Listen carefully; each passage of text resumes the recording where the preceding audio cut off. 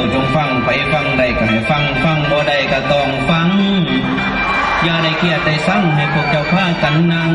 แล้วฟังไว้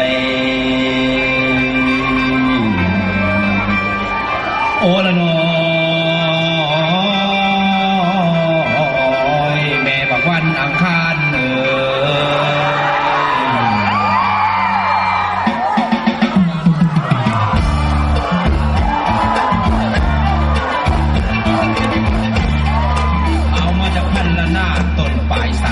เรื่องไวรัสเอดส์โรคหายสายพันธุ์ในปัจจุบันมันกำลังบุกสู่ต่อชีวิตอยู่เศร้าทั้งวันอยู่บ้านเฮาเพิ่นก็ท่วมอยู่สนวนสัญญาณกันโดยมหาภัยโรคเอดส์ความแพร่ขยายเตือนพี่น้องทั้งหลายป้องกันปัดเป่า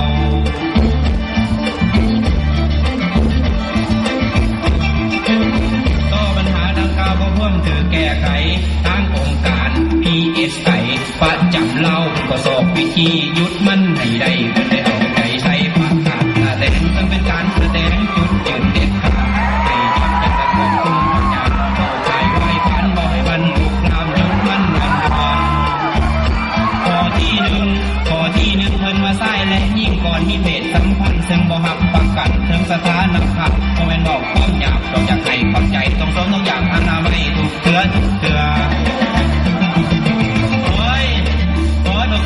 ความเชื่อถึงความปลอดภัยอย่าได้เอาแต่ใจอีมาลึงหึงหืดขึ้นมาแล้วหลบบอกพอเงินกับอันตรายมีบางคน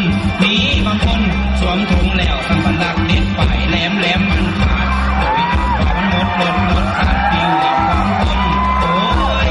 เจ็ดแนวนั้นแม้จะสวมเป็นตนก็บ่ดีคือเก่า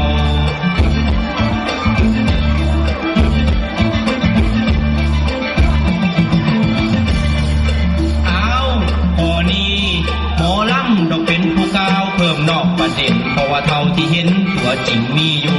โดยเฉพาะโอเมนมูพวกผู้ยิ่งไปซื้อถุงยางบอกความจริงเดี่ยมตกเดี่ยมปากพอข้ามาละญาติของแม่ยิ่งเล่าขั้นหนาอายก็ต้องบอกเขาไปว่าซื้อบอกนอกพวกที่สวมแล้วซอกซักหลบซักใส่ซักทั้งยิงทางสายคนขับคนขี่อีกอันหนึ่งให้ระวังเต็มที่ถึงขนาดของมันแน่นอนบอกคือกันมีหมอกหน่อยหมอกใหญ่ก็ต้องเอาใจใส่ให้ขนาดพอดีสูบใส่แล้ว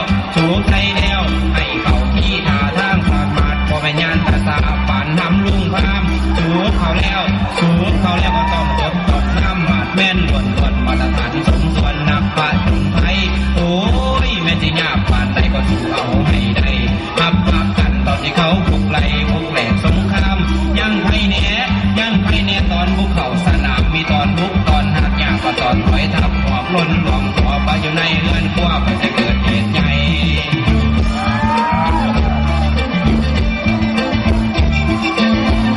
ข้อที่สองเ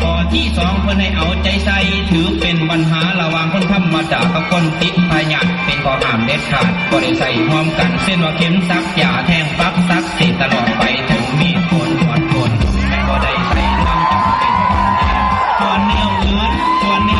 ก็บ่แม่นเรื่องแปลกอยู่รวมร่วมกันเส้นต้องใส่ประจำวันถวยโถโอแอนก็จำเป็นต้องแปลงมันบ่มีปัญหาสิกินข้าวหอมผ้าสิกินเปล่าหอมตอนกินจนหนังต้องย้อนเตือนหล่นเข้าไปก็เป็นอันตรายใดๆมาสู่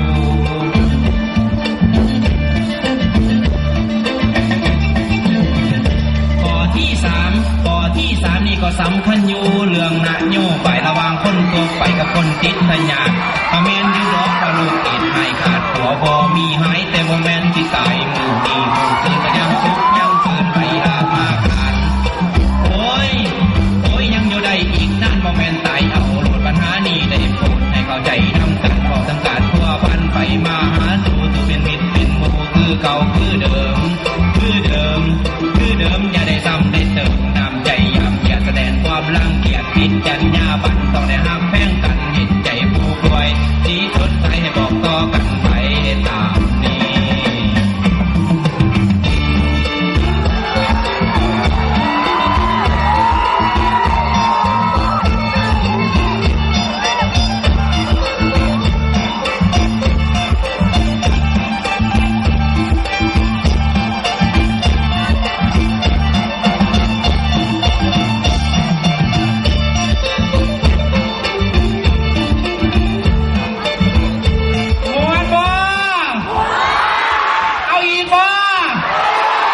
ดเอาของ